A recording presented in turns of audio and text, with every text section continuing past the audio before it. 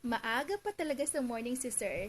Good morning guys! So for today's video, Toyota Hilux po ang ating car aircon cleaning. Napakaaga nga ni Sir nagpunta dito sa bahay kasi malayo-layo din yung pinanggalingan niya. Modelo pa nga itong Hilux ni Sir, 2021 lang. Kinailangan lang niyang ipalinis kasi pinasok daw ng daga. So pagka ganun nga ay expect nyo na yung mabahong amoy sa loob ng sasakyan. Kaya hindi na nagdalawang isip si Sir na magpa-schedule ng appointment sa JCM Car Aircon. Dahil dito po sa JCM Car Aircon, we always advise na ipa-check ang inyong mga car aircon from time to time kung madumi na para naman maiwasan yung mas malaki pa ninyong gasto sa pagpapaayos ng inyong mga car aircon. So, itong Toyota Hilux nga po ay backless dashboard din siya at pull-down evaporator. At sa part nga na ito ay naikalas na ni Daddy yung dashboard at binababa na niya yung evaporator. And to Sir Ruben from Mapulo, Taysan, Batangas pa po siya galing, napakalayo. Maraming salamat po kasi sinadya niyo talaga kami dito sa Santo Tomas para ipagawa yung inyong car aircon.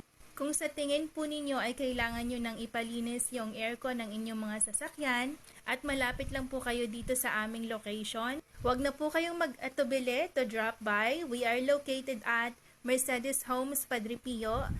In between po kami ng Philinvest Santa Maria from Walter Mart Tanawan at Padre Pio Shrine.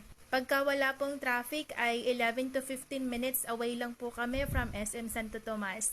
Pwede po kayong mag-book ng appointments by sending message dito sa aming page, JCM Car Aircon, or pwede rin po kayong mag-message directly sa account ni Daddy, Jomar Mortel, or you may call or text this phone number sa taas, 0995-9218-644 for Globe users, or 0939-1468-794 for Smart users. Bakit nga po ba kailangan nating maipalinis or ma-maintain yung ating mga car aircon regularly? Mahalaga po na linisin ng regular ang ating mga aircon system ng ating mga sasakyan para matiyak na maayos ang performance at maiwasan ang mga masamang amoy. Yung cleaning po is depende kung gaano kadalas nating gamitin ang aircon ng ating mga sasakyan.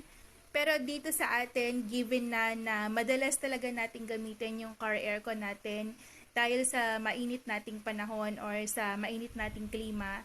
Kaya once again po, kung kailangan ninyong ipalinis yung inyong mga car aircon, wag na po kayong mag-atubili na mag-message sa aming page para makapag-book po kayo ng appointment.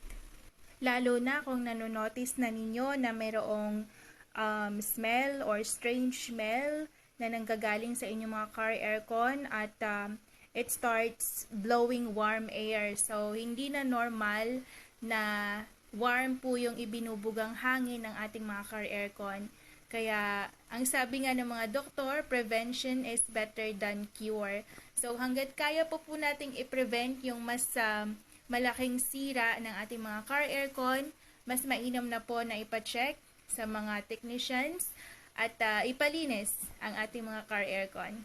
Dahil minsan, yung akala nating linis-linis lang, repair or replace na pala. Kaya, wag na po nating antayin na masira pa lalo yung mga parts ng ating mga car aircon bago natin ipacheck sa mga technicians. Dito po sa JCM Car Aircon, subok po ang aming serbisyo at pulido ang aming gawa. Presyong pagmasa lang po kami. At ang aming pong technician, si Daddy, ay 10 years na po sa serbisyo.